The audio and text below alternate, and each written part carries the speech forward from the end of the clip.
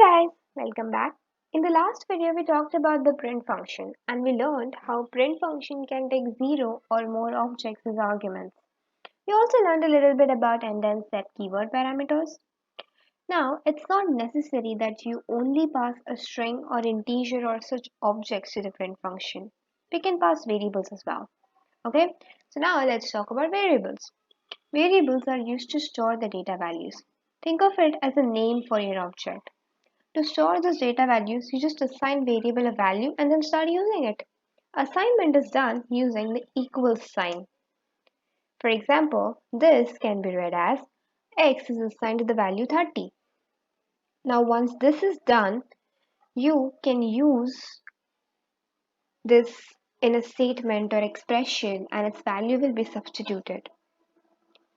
I think we'll talk about expressions in the next video. So now I can pass this x variable to the print function. Can easily do this, and if I run this, it will print the value of the object it is assigned. That is, it will print 30. So notice that I haven't defined any type for the variable or declared it anywhere before using it and assigning it a value. That's because Python is a dynamically typed language.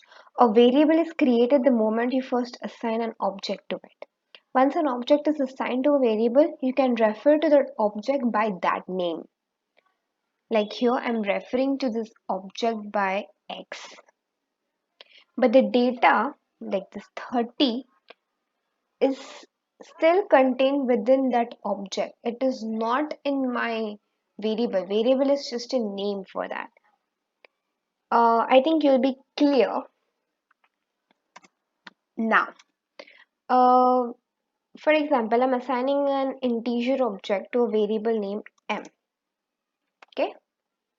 What this does is if I run this, what this will do is it will create an integer object. It will give value 10 to it, assigns m to refer to that object. And if I do this assigns x to refer to the integer object that m is referring to. Now this integer object is being referred by two variables. And that's okay. You can use either of the two variables in a statement or expression to substitute the data value.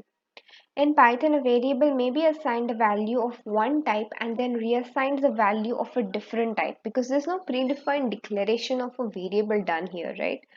Like here, m is assigned to an integer value. I can easily do this.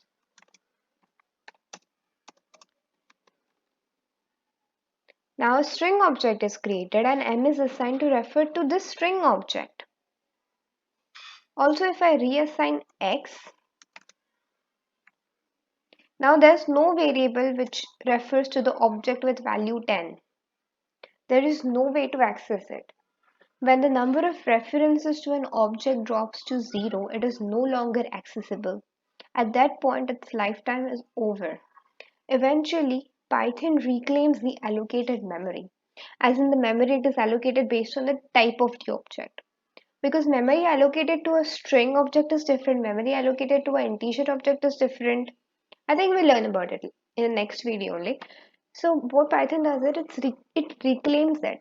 The memory is freed so that it can be used for something else.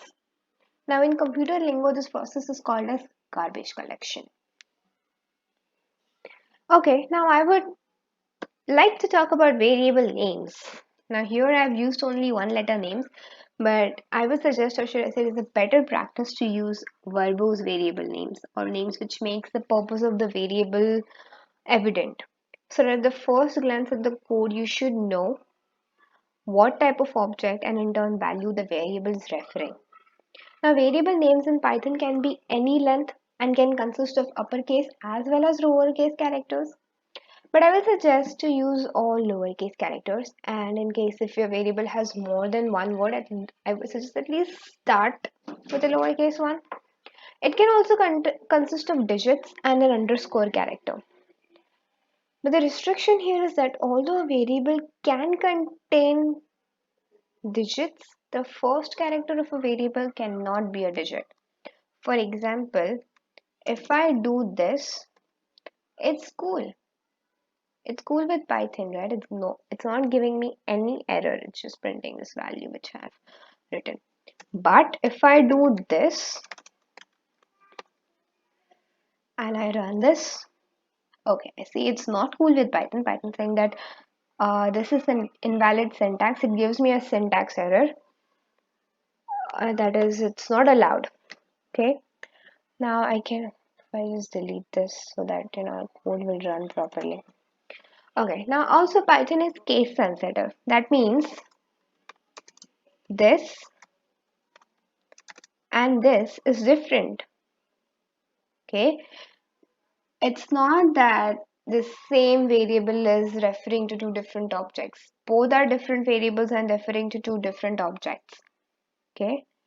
Also, Python language reserves a small set of keywords that designate a special language functionality.